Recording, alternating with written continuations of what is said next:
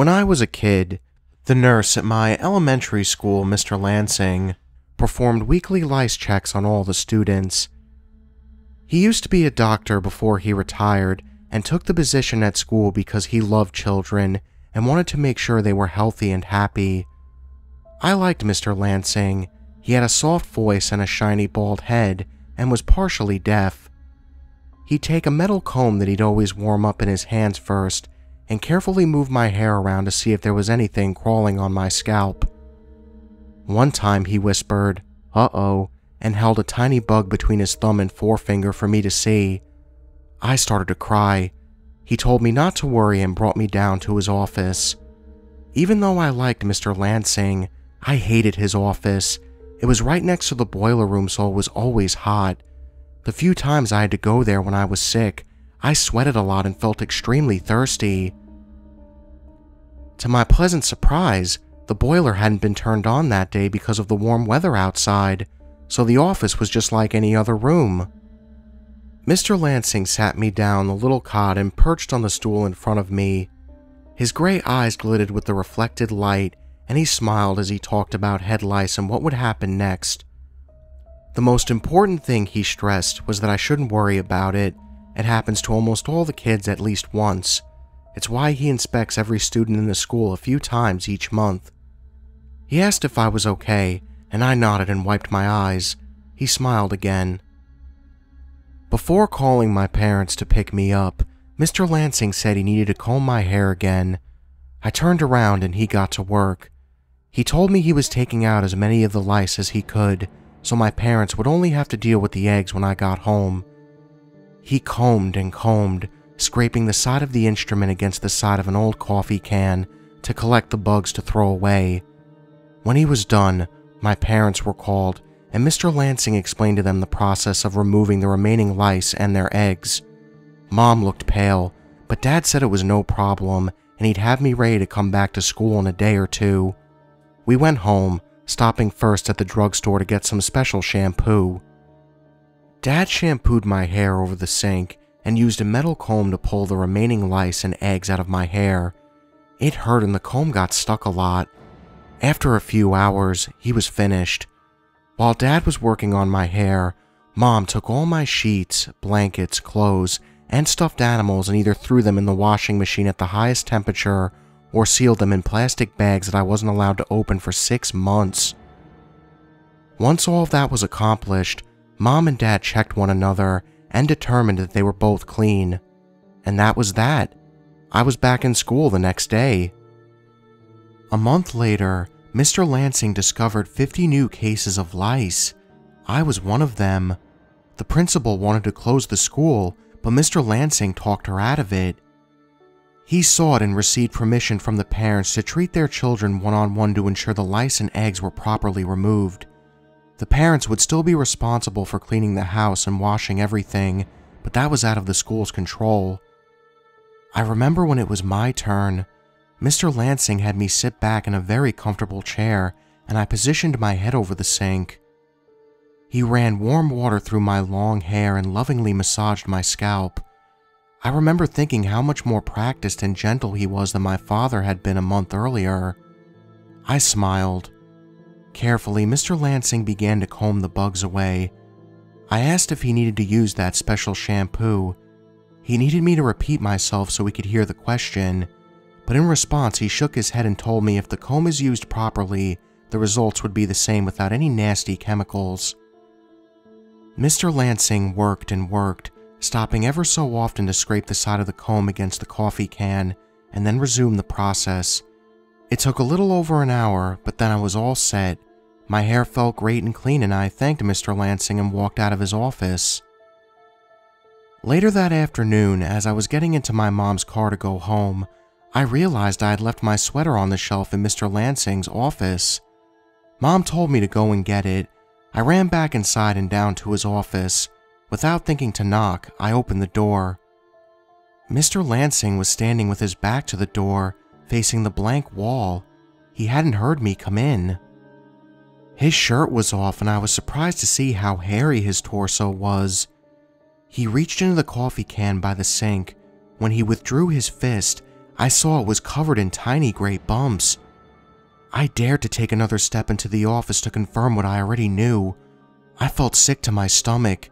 Mr. Lansing rubbed his lice-coated hand over his chest and shoulders. From where I stood, I could see tiny little bugs crawling through the hair on his back.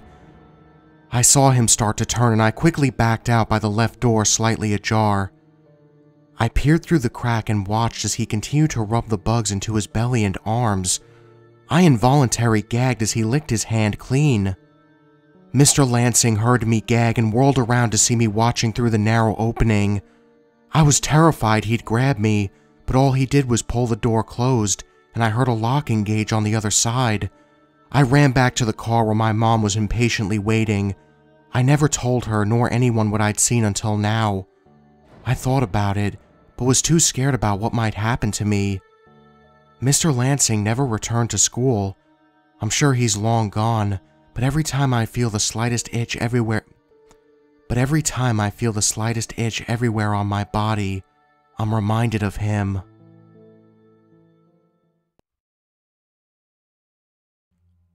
Everyone's heard of the so-called suicide forest in Japan, but hardly anyone's familiar with the locally named Suicide Woods in Fairfield, Connecticut. It's probably a good thing, too. The deaths are disturbing not only by their nature, but because there have been so many of them over the years. Growing up, I heard scary stories about the woods behind Lake Mohegan. We all did. Rumors of devil-worshipping cults ran like wildfire throughout every school hallway and cafeteria. Some kid said he was fishing back there with his uncle when they discovered a dead goat by a rock with its guts arranged in a pentagram. Another kid talked about blood-sucking demons in the trees. Our parents were always quick to dispel the more ridiculous rumors, but they couldn't deny the suicides. The suicides were facts of life in our town. I wouldn't be writing this if I thought it was an unfortunate but natural phenomena, like with the forest suicides in Japan. To be honest, I had forgotten all about it until I came back from my 30th high school reunion last spring. A few old classmates and I got to talking, and we decided to take a hike through the wooded area the following day. Keep in mind, the place is absolutely gorgeous. It's heavily wooded, but well-maintained paths run throughout. A clear, clean river cuts through the woods. A series of cascades and rapids terminate in a deep, tranquil pool. Kids and families would swim there frequently during the summer, despite the unpleasant stigma of suicides and hauntings hanging over the area. On a beautiful hot summer day, it's simply too pretty over there to worry about that stuff. We headed out around 7:30 the following morning. Only one of our original 6 ended up actually answering the phone and still wanted to go, but that was fine with me. Todd Soto and I were pretty close in high school, so I was looking forward to spending the morning with him so we could catch up. We walked along the scenic path around the lake and into the woods. We followed the river, and soon we reached the Cascades. The rushing water was gorgeous and invigorating. Someone who had gotten up even earlier than we had was fishing off the rocks. He waved and we greeted him in return. The woods quieted as we progressed further up the river. The sound of wildlife replaced the rushing water. It was a truly spectacular day. Todd told me about his business and his family while I discussed my writing career and waning popularity. All in all, we were having a great time. Todd stopped to grab some water from his backpack, and I gazed out over the now distant lake. I heard my friend behind me rummaging through his stuff. Then he muttered, "What the hell?" I turned around. A hair-thin stream of black fluid had fallen out of the tree onto Todd. He moved to the side, but it was on his head and neck. We both looked up but couldn't see what had produced the stream. "Well, that's gross," Todd remarked, and he reached into his backpack for his handkerchief. I kept looking in the tree while Todd wiped himself off. He went to put the handkerchief back, then pulled his Swiss Army knife from his pocket. It was one of the really big ones that I'd wanted to get for a while. I was jealous. "Hey, cool knife," I began, but then something happened. It was very bad and very fast. Todd opened the knife and with no hesitation plunged it into the side of his neck. A brilliant fountain of blood erupted from the puncture. His mouth formed a hideous smile of calm beneficence. His knees wobbled a bit, but he didn't fall. I shouted his name and rushed forward, but he pushed me away. I crashed onto the dirt and scrambled to my feet. Todd was now standing directly underneath the tree that had dripped on him. He pulled the knife across the softest parts of his neck while gargling, "What was mine is now yours. I repay your kiss with my blood. Take it all. Swallow me." Once more I tried to stop him, but got pushed away again. But not by Todd. Something had descended from the tree and was dangling in front of my friend. It was long and black and streaked with gray veins and white blotches. It was no wider than a cigarette lighter, but when it struck me, its strength was enormous. I knew at least one of my ribs had cracked, and I remained on the ground, clutching my chest. The thing spasmed and twitched before touching down on Todd's goading throat. A lime green proboscis slid from its tip and began lapping up on the blood. Todd had fallen to his knees, but was still carving his neck even wider. His grinning mouth moved in the same shapes of the words he'd been gargling, but nothing but blood came out. Soon that also stopped as he severed his esophagus, then he fell on his face. The thing in the tree extended and pushed down into Todd's wound. For minutes I stared, too horrified to move. As it gulped my friend's blood, its veins pulsed and it swelled obscenely before turning translucent, then transparent, then invisible. I heard the leaves rustling as it retracted back, and all that was left was me and my dead friend. I pulled myself to my feet and ran, wincing with agony as the broken ends of my ribs rubbed against one another. I reached for my phone, but realized I had given it to Todd to hold in his backpack. I kept running until I reached the road. I flagged down a car and had them call the police. They arrived and brought me to the station. I was questioned and told them everything, despite knowing how insane it sounded. They asked me for my phone number and home address so they could contact me if they needed anything else.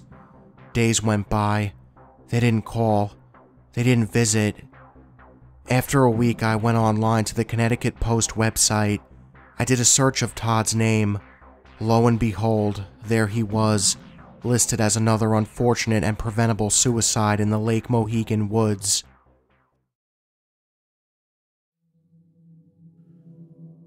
We'd been finding paint chips and broken bits of plaster on the carpet near the cellar door.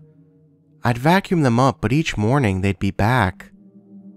At first, I thought it had to be from mice or termites burrowing into the wall. We've had mice in the basement since we moved in, but they'd never been seen anywhere else in the house. Despite that, I looked for evidence that could have made the mess, but I couldn't find any. There wasn't anything out of sort whatsoever, aside from what we'd find in the mornings. Larry didn't think much of it. He mentioned something about a construction site a mile or so away where they'd been blasting out rock.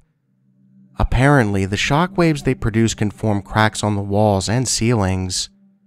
Just cosmetic issues, he assured me, nothing structural. But neither of us could remember hearing any blasting, especially in the middle of the night. My guess was whatever had been making our cellar warmer than usual over the last few weeks was to be blamed.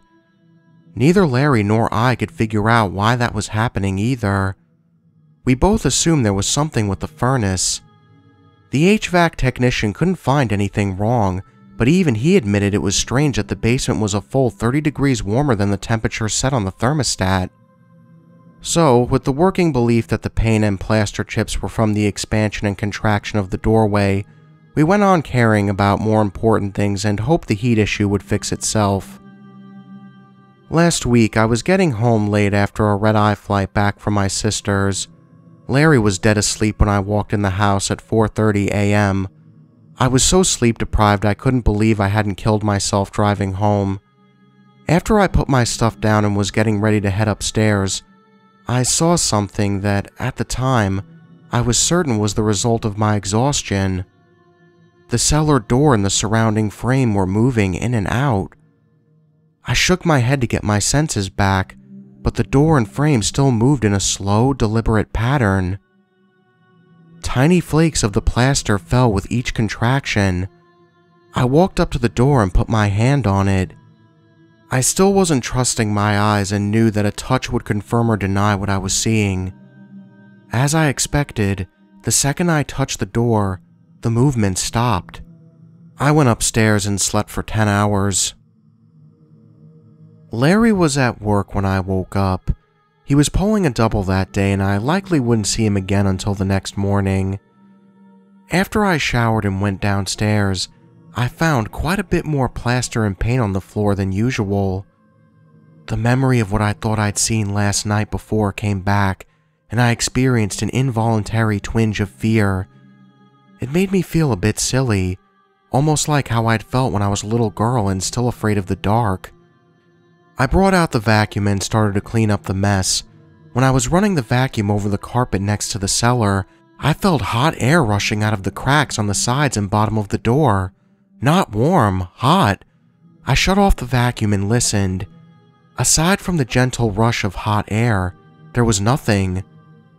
I tentatively touched the doorknob, ready to pull back if it was too hot. It wasn't. It was very warm, but not hot. The fear came again as I knew I was about to open the door and go downstairs. I didn't want to.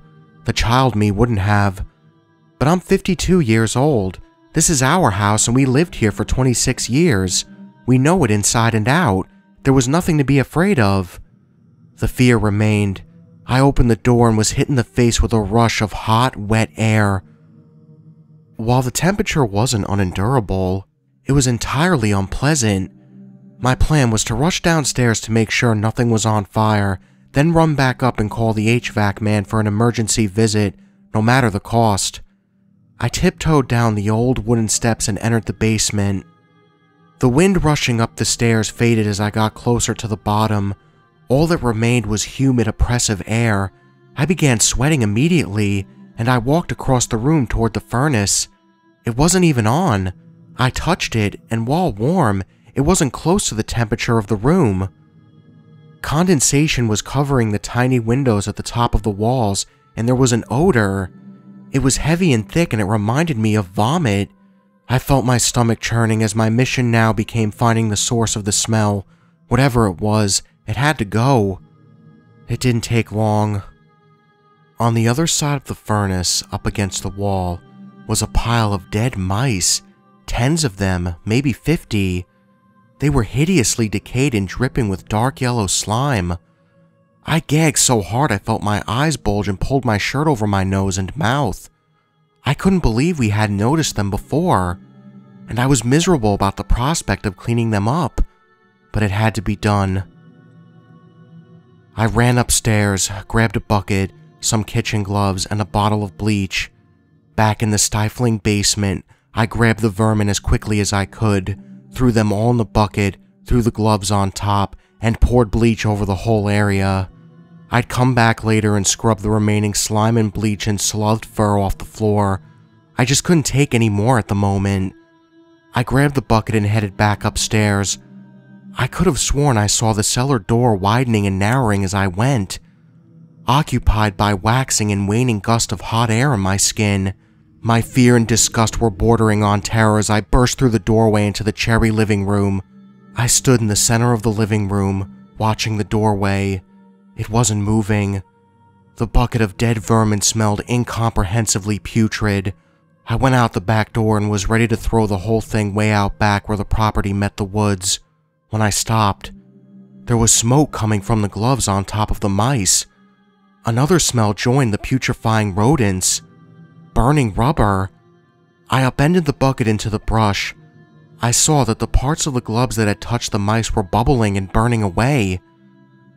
As soon as I got back inside, I called the HVAC guy. He said he was booked solid all day and any work after 6 p.m. would be at a double the usual rate. I told him I didn't care. I needed the furnace fixed. I needed whatever it was leaking removed. I couldn't have our home in the shape it was in anymore. The HVAC guy arrived around 7. I felt bad to be pulling him away from dinner with his family, so I made him a sandwich and some macaroni and cheese. He appreciated it and brought the plate downstairs with him so he could eat while he worked. I wasn't exactly sure how anyone could eat under conditions like I'd seen that afternoon, but I didn't bother arguing. I left him to his work and went next door to see my elderly neighbor. We got to talking and it was almost 10 by the time I realized the HVAC technician was still working. I wished Claudia a good night and went home. The tech's van was still in the driveway. I walked inside and headed to the cellar door. Plaster and dried paint chips littered the carpet and were being blown across the room by the steady breeze coming up the staircase. 3 deep cracks in the doorframe and ceiling had appeared. I called down to the technician and asked how it was going. He didn't reply. I called again, louder. Nothing. The same fear welled up in me again. I looked around. This time, the cherry living room was dark. The windows showed nothing but blackness and the distorted reflection of the diffused kitchen light and the harsh illumination from the tech's lamp in the basement. I called a 3rd time. He didn't respond, but I jumped when a loud, splintering crack rang out right next to me as another fissure appeared in the doorframe. I could have sworn I saw the frame move right before it happened. My 4th and final call went unanswered. For the 2nd time that day, I knew I'd go down the stairs. My 52-year-old body carried my frightened 8-year-old mind down the steps. I felt hot, sticky air on my face. The moment I reached the bottom, the smell hit me. It was just like it had been with the mice, only heavier. I spoke the tech's name, rather than calling it. My voice was small and weak, and I realized, as I walked toward where he'd been working, I was shaking. I reached the furnace and headed around to the other side. The smell was so strong, my eyes had started to water, but even through my blurry, tear-filled eyes, I could see the technician's clothes and shoes. They were covered in the same yellow slime and smoked weakly as whatever was burning them ate its way through. The man who owned the clothes was nowhere to be found. I ran upstairs and called the police, fully aware that the doorway was moving in and out as I ascended up the stairs, feeling cool air against my face, followed by hot air against my back. I left the house and waited with Claudia for them to arrive. It's been 5 days and the technician has not been recovered. There has been a town-wide search for him, and his wife and daughters have appeared on television begging for him to come home. Larry and I have allowed the police to search the house while we stay at a hotel. I've refused to go back until everything is resolved. It wasn't the terrifying strangeness of the cellar that has kept me out of the house. It wasn't the still missing man who came to fix our furnace. It was something else. It was the result of the chemical analysis of the substance on the HVAC man's clothes and the mice I had taken from the basement. Normally, we would have been given that information, but Larry's brother is a cop. He told us what it was, and now I know I'll never set foot in that house again as long as I live. Stomach acid.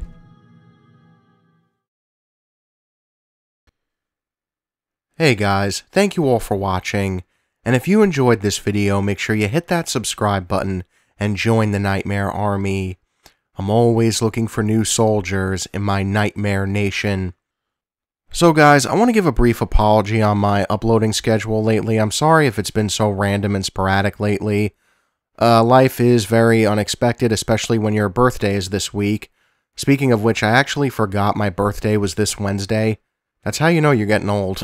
If anybody is wondering, I'm going to be 26, and my birthday that is on Wednesday, and then Thanksgiving is the next day, it is going to be one crazy fucking week this week, so I'm really sorry if, like, you know, the schedule has just been kind of random lately. It's just, again, life sometimes screws up your plans, so there you go. But anyways, guys, thank you all for watching, and just remember, the best ideas always come out of nightmares.